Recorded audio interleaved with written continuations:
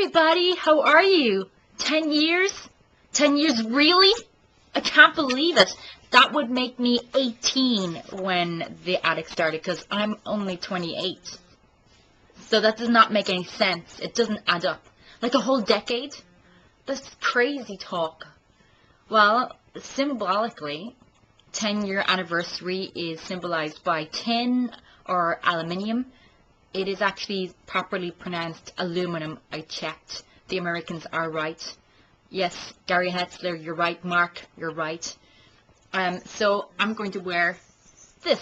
It's stainless steel, but hey, I couldn't find anything that was aluminum or tin. So I'm wearing this to symbolize a decade of the Attic Studio.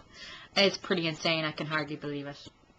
And to think 10 years ago, Barabbas were, they had down at the City Art Centre when they were closing it down. Barabbas took it over for a couple of weeks, and they had actually probably maybe 4 or 5 months. I can't remember how long, but it was brilliant. It was like an actor's workout.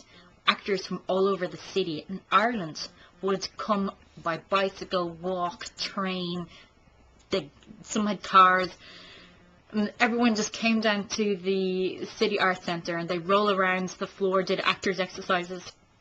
A couple of hours left, and it was the first time I'd seen actors I'd worked with on a film set for a day, or had worked with on plays for 10, 12 weeks, and hadn't seen them since, hadn't talked to them since, didn't know what was going on in their lives or anything. And I knew something was needed, and maybe it was just I needed it. Maybe I needed a place where, like a hub, where people could meet and, you know, share what they were going through career-wise and what they were doing career-wise. And so I, at the time, Graham Cantwell, Simon Hubbard, Paddy Wickham and I, we'd rented the Attic Studio up in the factory on Barrow Street. And I was thinking, I knew I wanted to do something. I wasn't sure what it was going to be, but I was thinking, right, I'll go through my phone. I'll find all the, like, tons of people I know, and I'll invite them and see if they can make it on Thursday night.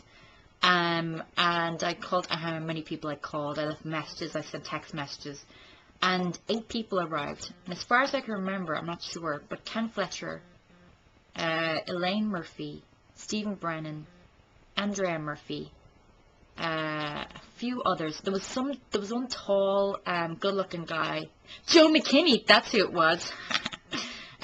All met in this room, and we had tea and biscuits, and we chatted about what we were doing and where we were going with what we were up to, and we did a bit of a couple of improv exercises.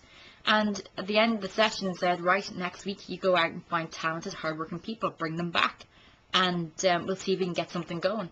And next week there were 8 people again, not the same people. Some were different, some were the same. And week after, 8 people, 12 people. Next week, like 20, 25 people, got up to 30 people, 35 people. We had Graham Cantwell started getting involved. Then we had writers coming. We had like writers getting, because before that we were just doing monologues. We were doing like scenes from movies. And then like writers are kind of going, oh, I didn't know if the pacing was working on this and blah, blah, blah, this kind of stuff. And then we were doing scenes. We were getting up to 70, 75 people, and we were doing these really intense scenes, like from Terry McMahon's like stuff, like Dancehall Bitch. Do you remember that? And we'd have like you know, the National Performing Arts School downstairs, and they were doing their dance like classes, going baby, baby. Oh, I lost my hat. Yeah, it was ridiculous, and it was almost like a TARDIS, that room, because, you know, people had started arriving, like petering in about 6:30, and they'd go up the stairs, and like 75 people coming in through this. It was insane. I remember one person, I don't know who it was, and maybe it's one of you guys that are out there now, I don't remember, but like we had like every available space was sat on, or like I remember somebody sat on the glass tables, and they smashed the glass tables, and they felt really bad, but obviously it was fine. We've been giving them free, I think, from somewhere. But then we moved to Green Lizard because we needed space. Green Lizard was fantastic, except it was a pub downstairs, and I hate people drinking when it's a workshop situation. Like, it should be professional, you should be professional, you should not be drinking alcohol, for crying out loud. Except for tonight. Drink away, my pretties. It's 10 years. Ha ha ha. And then after that, then we went to Steve Gunn's place over this like old like motorbike repair shop or garage. It was insane because we were like saying, right, let's clean this place up. And remember, we started painting it. We painted it like this bitumen black paint. It was really thick and it got everywhere and on top of everyone, and like it was so hard to get off people's skin. And those walls were like sponges. It was like they were soaking in. It took us 4 times the amount of paint that we thought it was going to take. It was crazy. And Carl Argue got completely covered. And I remember like his trainers used, and then he ended up wearing like an aid suit. It was like hazmat suits. It was very funny. Sorry, Carl, but it was very funny. And then magic happened when Filmbase said, we're moving out of our grotty little place and we're moving into the palace that is Curve Street. And they said, would you like to come and join us? We're like, yeah, definitely. And that's how we ended up in Filmbase, which was amazing.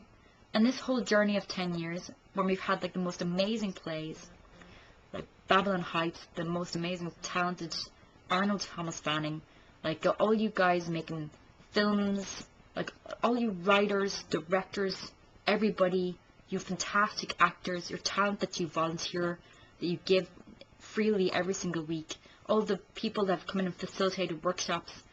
It's just magic. Magic happens every night that there's an attic studio. Magic happens. And I mean, there are some integral people to that.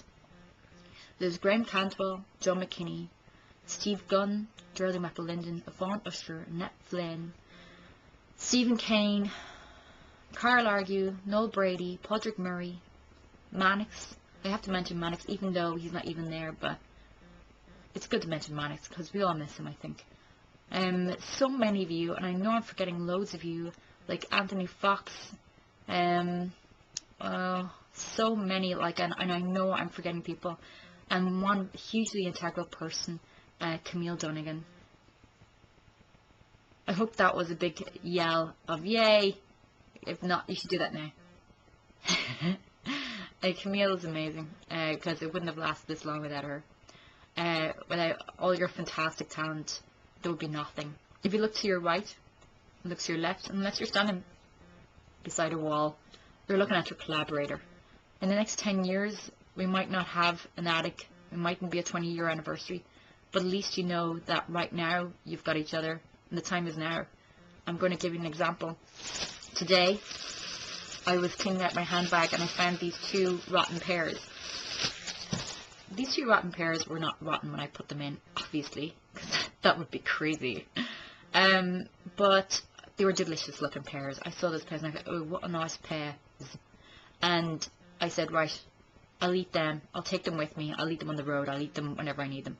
But the thing is, I mean, the fact of the matter is, when you have a juicy pear, you should just eat it right there and then, because you don't want it to leave it in your bag hidden away and then find it a couple of days later and go, oh, that smells rancid. I'm not going to eat that. Not even custard is going to save that. So I think that's the key. If you're talented, just get out there and, you know, be eaten. Let your talent shine. Just go out there and do it, because as actors, you're supposed to be in the moment. As filmmakers, you're in the moment. As writers, you're in the moment. You're always exploring the moment. As theater performers, theater people, creators, you're in the moment. So just take life in the moment as it is right now and eat that pear. Happy 10-year anniversary. I'm so excited. I miss you guys so much. I love you all so much. And during the summer, if I've forgotten to mention your name, come up and slap me in the face. And then I'll say, what was that for? And it says, you forgot to mention my name. But I won't know what you're talking about because I've got a metal bowl on my head. Bye.